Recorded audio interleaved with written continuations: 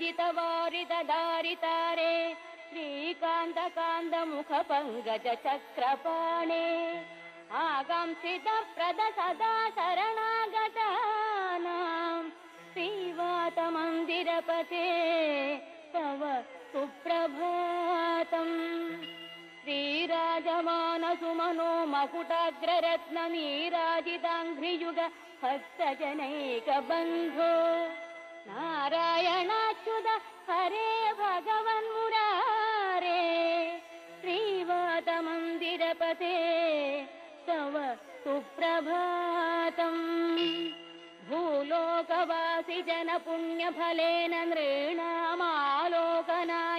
गुरुवायुपुरेऽभिरामे त्रैलोक्यनायक विभो त्वमिह विरासिः श्रीवातमन्दिरपते।